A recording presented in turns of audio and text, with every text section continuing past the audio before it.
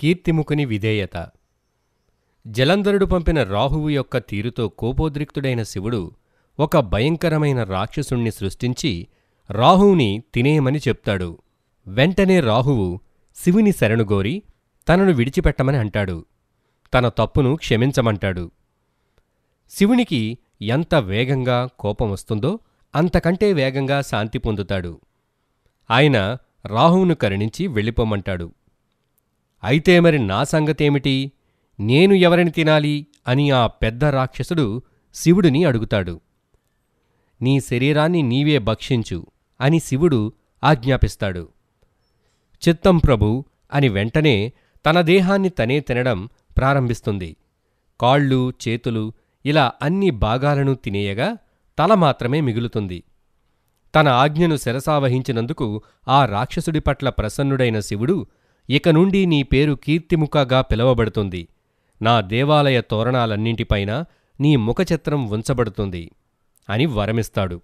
అందుకే శివ దేవాలయాల అన్ని తోరణాలపైన అన్నిటికంటే పైభాగంలో పెద్ద కోరలతో కళ్లతో ఉండే కీర్తిముఖుని రూపం దర్శనమిస్తుంది.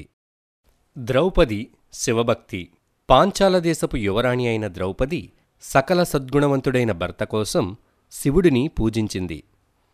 ఆమె భక్తికి మెచ్చిన శివుడు, కుమారి, నీ భక్తిని మెచ్చితిని. ఏ వరము కావాలో కోరుకో, నీ అభీష్టాన్ని తెలుపు అన్నాడు. నాకు సద్గుణవంతుడైన భర్త కావాలి అని అడిగింది. తదాస్తు అన్నాడు.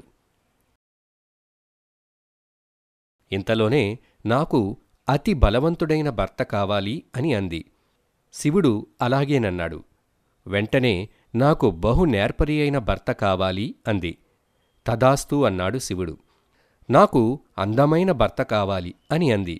దానికి కూడా శివుడు తథాస్తు అని అన్నాడు.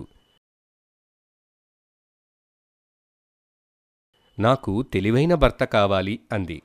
దానికి కూడా తథాస్తు అన్నాడు శివుడు. ఈ విధంగా ద్రౌపది 5 కోరికలు కోరిన కారణంగా సద్గుణుడైన యుధిష్ఠరుడు, బలవంతుడైన భీముడు, నేర్పరి అయిన అర్జునుడు, అందగాడైన నకులుడు, తెలివైనవాడైన సహదేవుడు ద్రౌపదికి 5 భర్తలుగా లభించారు. మార్కండేయుని భక్తి. శివభక్తుడైన మార్కండేయుడు తను 16 ఏళ్లకే చనిపోతాడని తెలుసుకుని తన చివరి రోజుల్లో పూర్తిగా శివపూజలోనే నిమగ్నమవ్వాలని అనుకుంటాడు. అమితమైన భక్తితో శివుని పూజిస్తుండగానే మార్కండేయుని మృత్యుగడియలు దగ్గరపడి యముడు అక్కడికి వస్తాడు.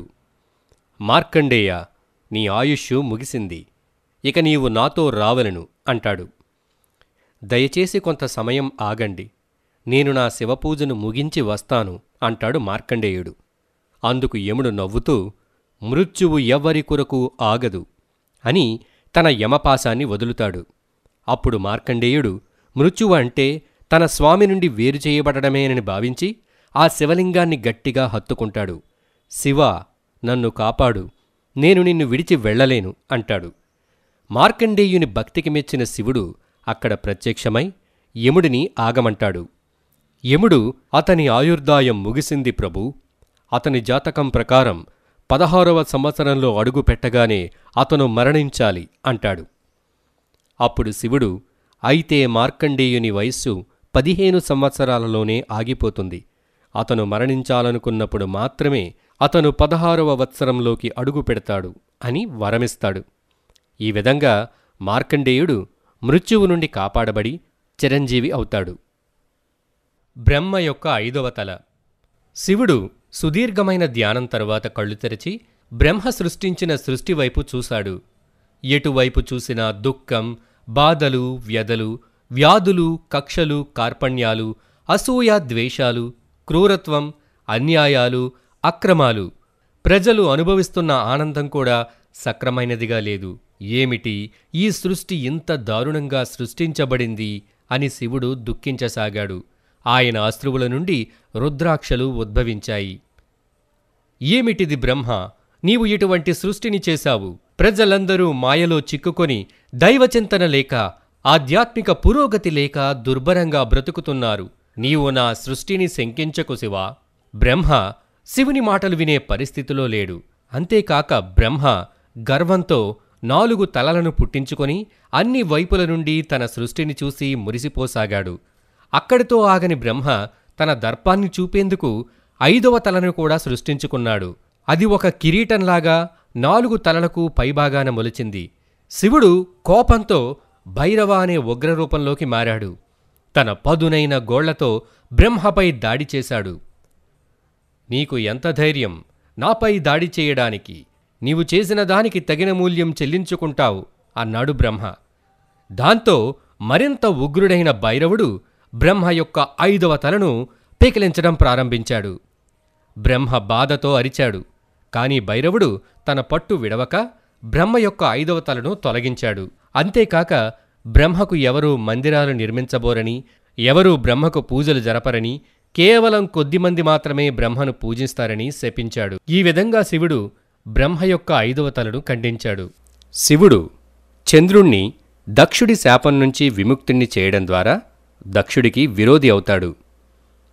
చంద్రుడు 27 మంది కుమార్తెలైన నక్షత్రాలను వివాహం చేసుకుంటాడు. కాని చంద్రుడు కేవలం రోహిణిని మాత్రమే ఎక్కువగా ఇష్టపడేవాడు. మిగిలిన భార్యలను పెద్దగా పట్టించుకునేవాడు కాదు. దాంతో దక్షుడికి కోపం వస్తుంది. నీ అందమైన శరీరం కొద్ది కొద్దిగా క్షీణించి పూర్తిగా నాశనమవుతావని శపిస్తాడు. రోజురోజుకి చంద్రుడి యొక్క రూపం కృంగిపోసాగింది. అతను అందరి దేవతలను ప్రార్థించాడు. లాభం లేకపోయింది. అప్పుడు శ్రీ మహావిష్ణువు శివుని వద్దకు వెళ్లమంటాడు. శివుడు సోమనాథుడు. ఆయన వద్ద సోమ అనే దివ్యవృక్షం ఉంది. దానితో నీ వ్యాధి నయం అవ్వవచ్చు అంటాడు విష్ణువు. వైద్యనాథుడైన శివుడు చంద్రునికి సోమపత్రాలు ఇచ్చాడు. కాని కొద్ది రోజులకే ఆ వ్యాధి తిరిగి వచ్చింది. చంద్రుడు పరిగెత్తుకుంటూ మళ్లీ శివుడి వద్దకు వచ్చాడు. ఓ వైద్యనాథ, ఆ వ్యాధి మళ్లీ వచ్చింది. మరికొన్ని సోమపత్రాలు ప్రసాదించు అని వేడుకొన్నాడు. అలాగే శివుడు మరికొన్ని సోమపత్రాలు ఇచ్చాడు. వ్యాధి తగ్గడం, మరలా రావడం ఇలా జరుగుతూనే ఉంది. ఇక చివరిగా శివుడు, చంద్ర, నీవు వచ్చి నా జటాజూటాలలో కూర్చో. నా తలలో ఉన్న సోమపత్రాల ద్వారా ఆ వ్యాధి వల్ల నీ శరీరం కుచించుకుపోయినప్పుడల్లా తిరిగి సులువుగా నువ్వు కోలుకోవచ్చు అంటాడు. ఈ విధంగా శివుడు చంద్రుణ్ణి దక్షుడి యొక్క శాపం నుంచి విముక్తుణ్ణి చేస్తాడు. అందుకే శివుడిని చంద్రశేఖరుడు అని అంటారు. చంద్రుని యొక్క ప్రకాశం సోమపత్రాల వల్ల లభించిన కారణంగా చంద్రుణ్ణి సోమ అని కూడా పిలుస్తారు. అర్జునుడు శివుడితో పోరాడుట. హస్తినాపుర యువరాజైన అర్జునుడు శివుని వద్ద నుండి పాశుపతాస్త్రాన్ని పొందడం కోసం ఒక అడవి మధ్యలో శివలింగాన్ని ప్రతిష్ఠ చేసి ఏకబిల్వాలతో శివుణ్ణి పూజించడం ప్రారంభించాడు. ఒకరోజు అర్జునుడి తపస్సుకు ఒక అడవి పంది ఆటంకం కలిగించింది. ఈ అడవి పంది నాకు తపోభంగం కలిగిస్తుంది అని దానిని చంపాలనుకుంటాడు.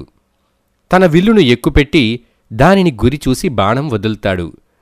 అదే సమయానికి మరొక వైపు నుండి ఇంకొక బాణం కూడా ఆ అడవి పందికి తగులుతుంది. నేను బాణం వేసిన మృగానికి నువ్వెందుకు బాణం వేశావు? లేదు లేదు, నేనే ముందు బాణం వేశాను. దానిని చంపింది నేనే. అలా వారిరువురూ గొడవపడతారు.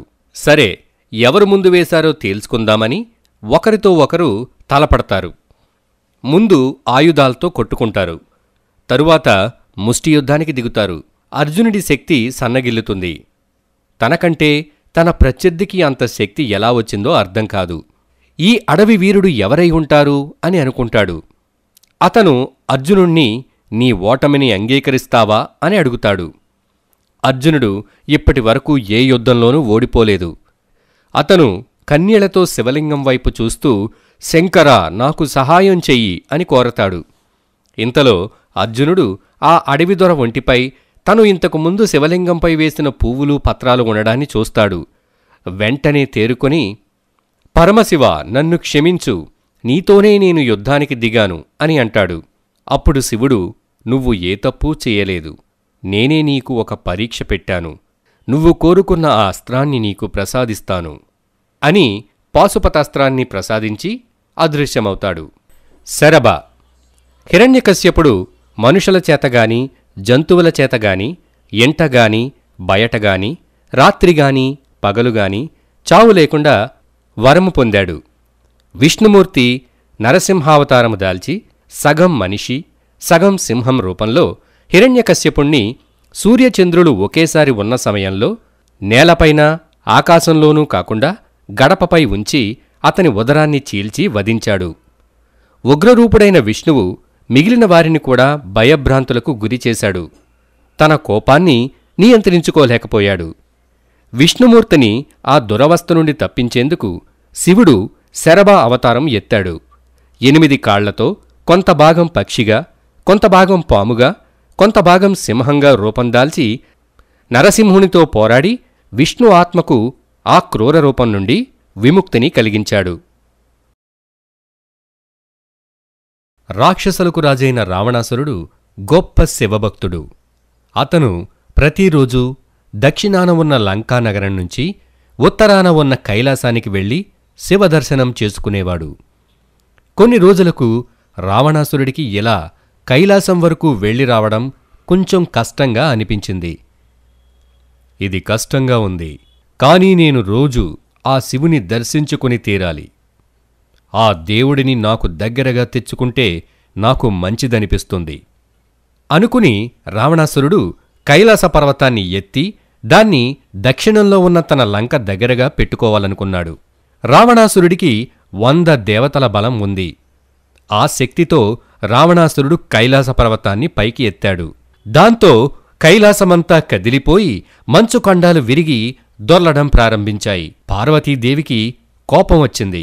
స్వామి, మీ భక్తుడి అతిభక్తి శృతిమించుతుంది. అతని చేష్టలు భయంకరంగా ఉన్నాయి.